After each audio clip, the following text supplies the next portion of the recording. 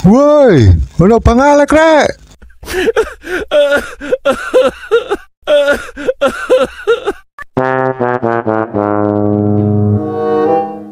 Sebelum kalian tonton video ini, pastikan dulu ya guys, kalian sudah subscribe, karena subscribe itu gratis. Tuh, klik aja tombol subscribe di bawah ini. Selamat menikmati, enjoy.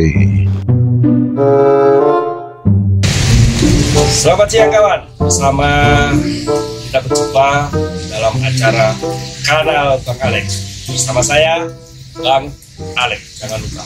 Pada siang hari ini kita akan berbincang-bincang santai, apapun itu dalam program kanal Bang Alek yang bisa meliputi ekonomi, seni, budaya, olahraga, bahkan politik. Pada siang hari ini kita akan membahas bersama-sama untuk UMKM yang sekarang sedang giat-giatnya masyarakat kita mengejarkan usaha mikro, kecil, dan menengah ini. Pada siang hari ini saya ditemani oleh dua tamu yang asik. Di sebelah kiri saya ada Ibu Dewi, salah satu mentor UMKM yang kita kenal. Selamat siang Ibu. Semangat pagi, Pak. Semangat pagi, mantap. Di sebelah kanan saya ada pegiat UMKM yang mengumpulkan kawan-kawan UMKM itu dalam satu komunitas UMKM yang bernama Bestari, yaitu Mas Anjar Pradian Susanto. Biasanya beliau ini disebut Pak D Anjar. Selamat siang Pak D. Selamat pagi ya Pak. Selamat pagi. Mau salat toh, yang penting semangat. Semangat. Baik, pada kesempatan siang hari ini terkait dengan UMKM. Ibu, UMKM itu apa sih? Oke, UMKM itu singkatan dari usaha mikro, kecil, menengah. Jadi kalau menurut saya, karena saya basisnya adalah profesional, saya menerjemahkan orang-orang yang ada di dalamnya itu adalah pribadi, kemudian dia berproduksi, mendapat atau menghasilkan produk, dan produk itu bernilai ekonomi, itu sudah bisa masuk di dalam golongan UMKM. Jadi orang-orang yang memiliki usaha kecil, apakah dia itu mengusahakan atau membuat atau barang yang sudah jadi lalu di berdaya ekonomi jual atau apa, itu termasuk UMKM gitu ya? Ya, utamanya adalah dia yang berproduksi atau memproduksi, kemudian jadi produknya itu ada nilai jual. Nah, itu ada nilai jual dan itu disebut dengan nilai ekonomi, maka itu sudah bisa masuk dalam. Jadi dari proses pembuatannya. Yes. Gitu. Ya. Nah, UMKM ini terbagi dalam beberapa klasifikasi. Ya, mungkin bisa menjelaskan. Jadi gini, sebenarnya saya ini kan berangkatnya dari profesional. Namun demikian saya juga pelaku utama dari UMKM, cuman skillnya sudah skill up. Jadi pada saat itu kita create market, kemudian UMKM ini kita edukasi, kita kasih support, kita knowledge untuk membuat satu produk yang sesuai dengan market yang sudah kita create.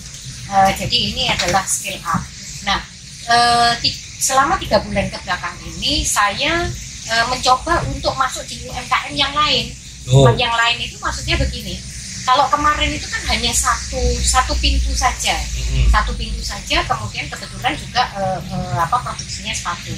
Nah, ini agak unik sih. Kemarin 3 bulan ke belakang ini saya mencoba untuk membantu Bapak Anjar untuk mengetahui seberapa butuh mereka terhadap knowledge atau apa kebutuhan mereka. Ini semuanya itu harus saya klasifikasikan dulu. Jadi melalui pelatihan itu. Jadi begini, saya berperan menjadi 3. Yang pertama ketika itu berperan sebagai UMKM langsung. Jadi betul-betul saya mendowngrade karena kan berapapun yang atau nilai ekonomi berapapun mikro itu kita harus akomodir. Kemudian saya juga menjadi yang ikut dalam pelatihan dan kemudian juga sebagai pengajar. Intinya adalah saya ingin menemukan klasifikasi yang jelas dari UMKM ini agar 3 orang ini efektif.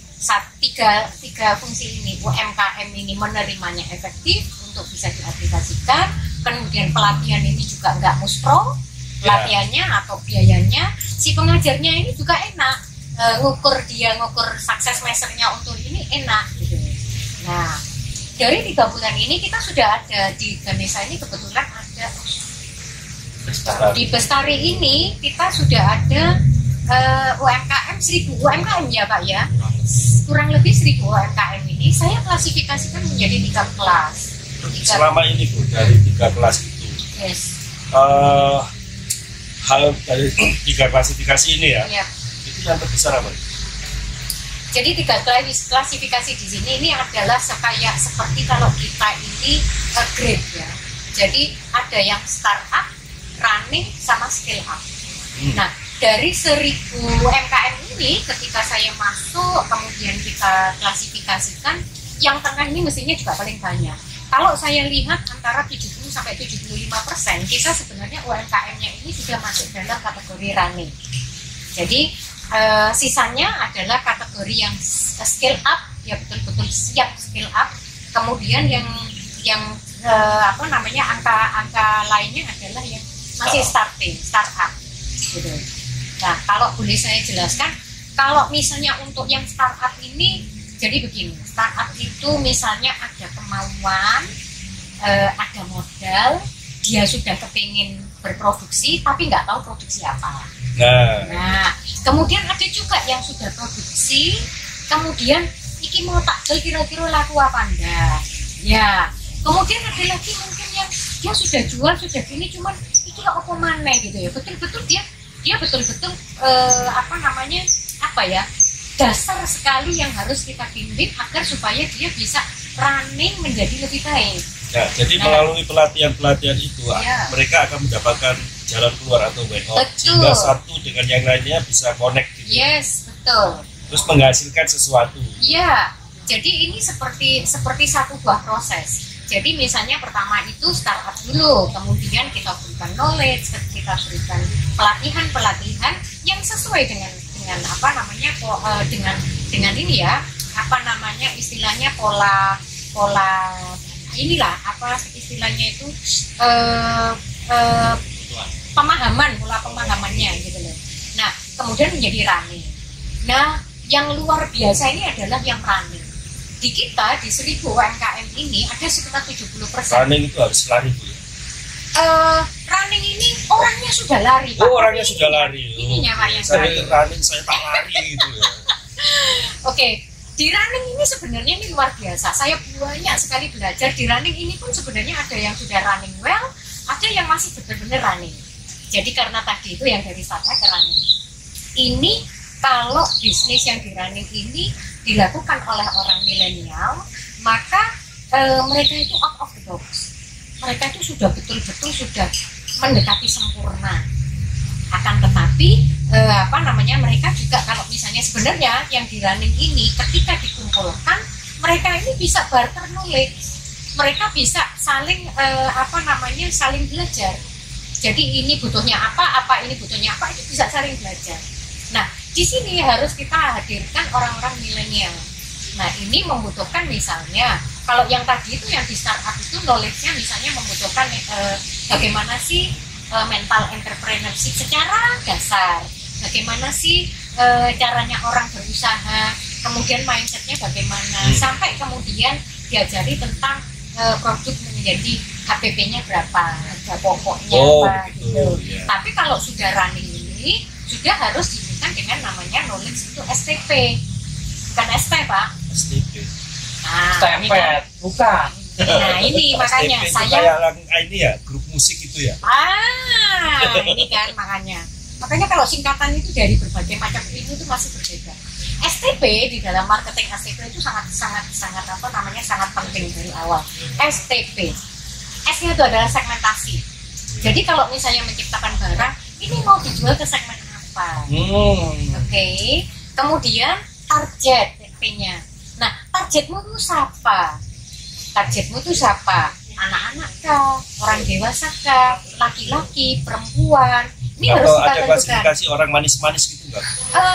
jual khusus untuk Iya, yang memang manis-manis. seperti bayangan ini kayak manis ya, Pak ya. Kayak manisan pete tadi. Iya. Oke.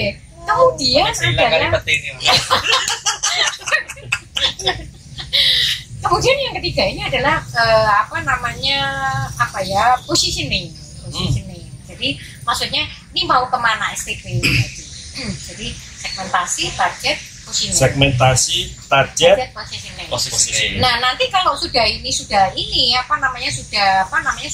ini sudah bisa diinikan, itu nanti kemana-mana, ke packagingnya lah, ke promosinya lah, ke distribusinya, ini mempengaruhi semua.